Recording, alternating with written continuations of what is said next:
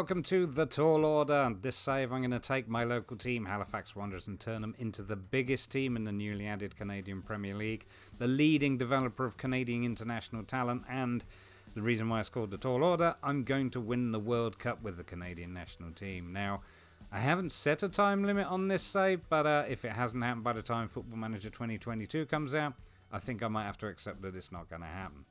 This episode will be purely about Halifax Wanderers. We will not be getting into the Canadian international side yet, and that will also be handled in separate episodes. This is an opportunity to meet the team, see what transfers we've made in pre-season, also see what our pre-season results have been like.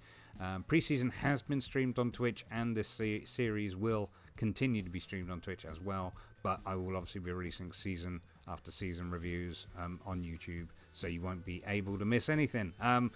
Please do check out my Twitch channel. The link is in the description below if you haven't already, and feel free to come by and hang out and get the up-to-date information. But like I say, you will hear all about it via the YouTube videos as well. So this year there is not a proper Canadian Premier League.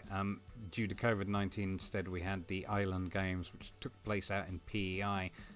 Football Manager 2021 is mirroring that, so we will be playing said Island Games. In terms of the preview for it, we're expected to finish around 5th, so I'm hoping to improve on that. I'm hoping we'll do a little bit better than that, so it'll be interesting to see obviously how we get on anyway. There are a number of key players listed for the competition. Alex Marshall, of course, does play for Halifax, so it's good to see a Halifax name on that list.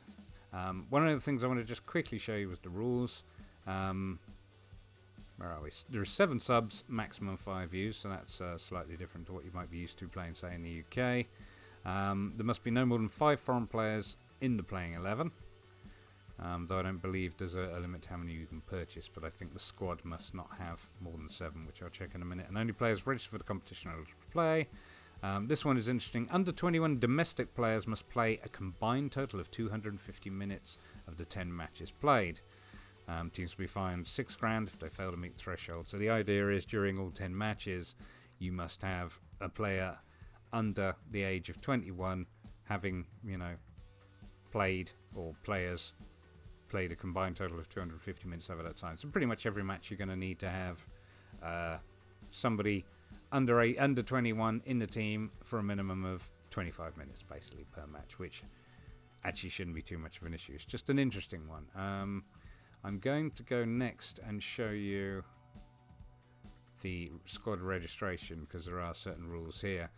There is a maximum squad size of 23. There is a maximum of 7 foreign players, as I previously mentioned, but obviously only 5 allowed in the match day squad. This is another one. It's a maximum squad salary, and it says we're spending 8.75 grand, and obviously the cap is 11.25 grand. But if I look at my finances, we're actually currently spending more than 11 grand. So one of the things that has been suggested, and I do need to double check on that, is that players under the age of 21 do not contribute to that figure, which is good and, useful in some ways, but as I say, I have yet to find it in the information here, but I believe that is indeed the case. So if we take a look at the squad, well, at the first team, shall we say, we do have a squad of 22 players at the moment, but this is pretty much the first team. We have young Mr. Melvin in goal. He is 26-year-old, he's Canadian, and he was signed on a free, having been released from Colorado Springs, even, by me, because in terms of goalkeepers, we do have now 3, but Mr. Bewley is retiring at the end of the season to pursue a career in engineering, so we wish him luck, but obviously we needed a new goalkeeper. Unfortunately, Sean Melvin, who we brought in, is just edging it as slightly better than Christian Oxner. Oxner, of course, though, still has room to develop, so it's going to be nice to have 2 decent goalkeepers available. As far as the back four is concerned, we've got a left back at Kanumbe. Left back is kind of a difficult position. I have changed tactics a couple of times for that position, but he is kind of the number 1 choice at the moment. We do need to strengthen that, but as yet I've not found anybody. Central defence, we've got Charles and Eric Santos representing. Like I say, we do have a couple of other players behind them. Kuyabi, he's actually a new signing. I brought him in again because we're a little bit short at right back, plus our current or previous first choice right back is leaving on transfer at the end of the season. So again, he looks pretty decent. He's Gambian.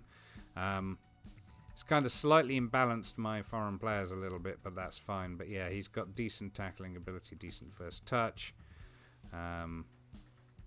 good decision making.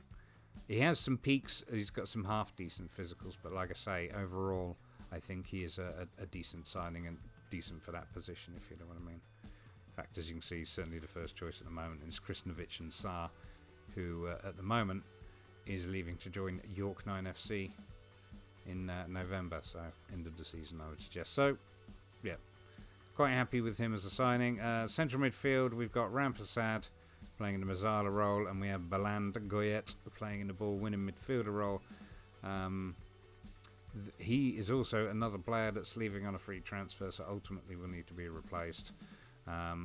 Left wing, Riggy. Central midfield, Marshall. Marshall, of course, quite a star player and can also play across the park, as it were. But we've got him in the centre at the moment. He's been playing there in pre-season, done quite well. Outright, we have Garcia. Garcia is actually predicted to be one of the top goal scorers for the competition, which is excellent. So very happy with that. And as you can see, he didn't do too badly in pre-season.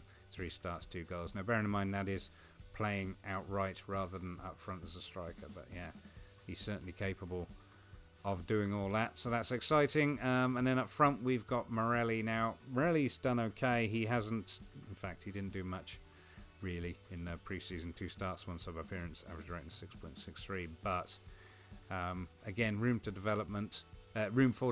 He's not, we've not got started yet. It's just, I don't know, we have a lack of depth is the unfortunate problem up front at the moment. So that is also something I'm looking into. So we've shored up the defence a little bit, certainly at right back. We've improved our goalkeeping situation, but like I say, kind of need another striker. But the way Riggy and Marshall and Garcia have performed in pre-season, I think we'll be alright.